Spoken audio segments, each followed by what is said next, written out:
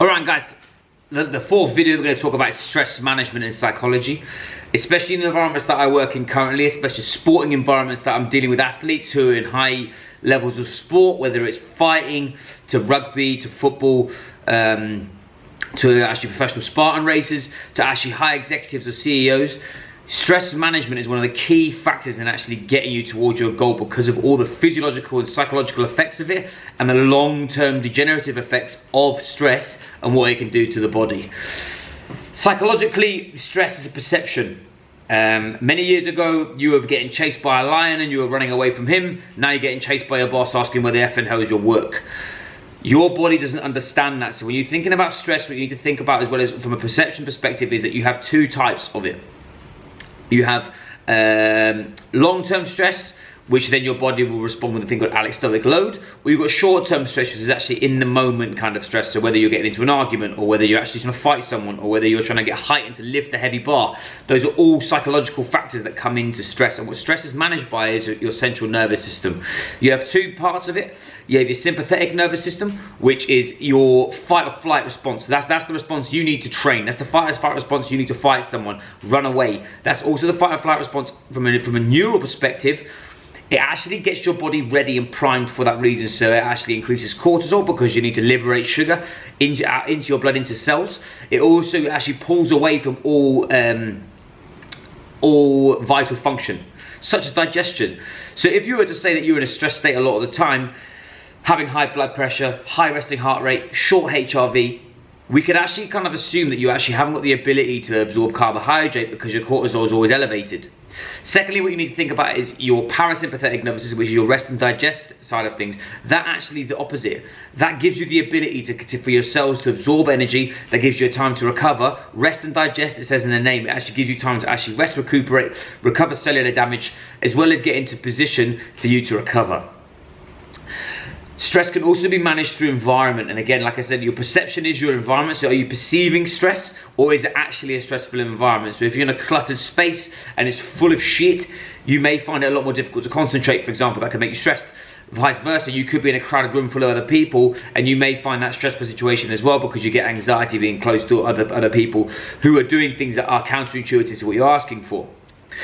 From a physiological standpoint, stress, it needs to be managed. Stress is needed for training. You need to have a stress response when training. You need to have high elevation and inflammation to start with to start your recovery process. But this should happen between 4 hours of your training. You should train, for example, at 12, and you should be back into a calm state as quick as you possibly can. Because if you stay in an elevated state for a long period of time, like I said, it's called allostoic load. Allostoic load means long-term stress response. That means that your body's going to have decreased thyroid function. It's going to have increased inflammation. You're going to have short-term memory loss because you're just thinking about the things that are far away from you and not thinking about what's literally just happened. You have a decreased quality of sleep because you'll have an increased heart rate. It's actually catabolic to be in this position because your body's trying to find energy. We want to be in an anabolic state as much as possible, preserving muscle tissue as well as reducing inflammation for us to maintain that physiological state and use body fat as a fuel source. Many of you will struggle to lose body fat because you're not getting into that parasympathetic state early enough or when you need to, especially when you're sleeping. You could lose strength.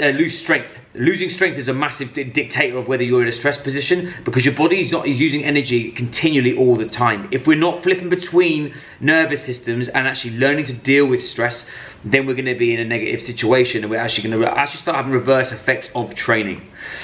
Stress management 101.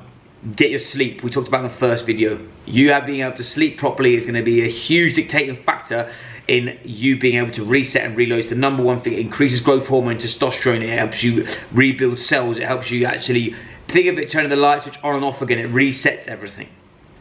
Next state is that when I finish training is to get a cool down done properly and get my breathing under control. Breathing is one of the most overrated and understated elements of training. If you're a chest breather and you have the inability to use your diaphragm, you're going to have thoracic tension. You're not going to have the ability to be able to breathe properly and calm down. You'll see that when you're stressed, you hyperventilate or in your chest. That's because you're actually trying to keep breath liberated for you to be able to use.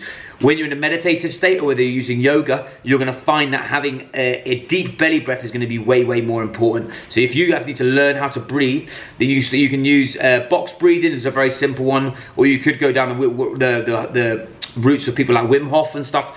Just hit me up if you need some help with that. I'm more than happy to help you.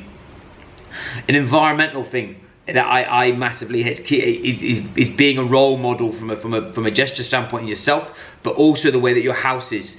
Don't work where you eat, for example. Work's associated with stressful situations. Eat somewhere else. Eat at the table with your partner. You can actually put the world to rights together and actually learn. Get out into a different environment. Get out and see sunlight. Go and actually have some time off. I use a thing called Pomodoro time. So set your timer on your watch for 25 minutes.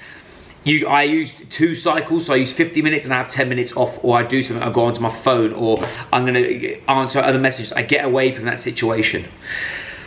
If, from a physiological standpoint, you are too stressed and your blood pressure is high, your digestion is poor, then stress management is something that we need to work on as a team.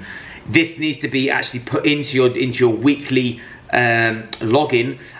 You'll have basically a check-in on a Sunday. Fill out as much detail as possible. If you're in a stressful situation from work, it's something that I usually can't deal with if you're in a high-level job. But what I can do is give you things and processes to use when you are in stressful situations for you to overcome that situation, and you're training to meet that demand. So, for an example, is if you've had a week of not sleeping because you're going through a busy deal, I'm not going to be giving you HIIT workouts, because that's just going to drive, it's going to be more neurally driven and push you further and further into the hole. We'll make it aerobic, we'll make it bodybuilding based, we'll make it detoxifying and turnover based, and we'll be able to keep you moving forward if the communication is right. From a standpoint of your training, if you aren't getting to a position where you are able to recover, stress management is key. We need to look at this in detail if from away from this video. So if you have got anything you want to ask, or anything that you feel is odd, weird, from a psychology or a or physiological standpoint, this needs to be reiterated to me as soon as possible so I can meet it into your program. We've got one more video, guys, and then we'll have any questions.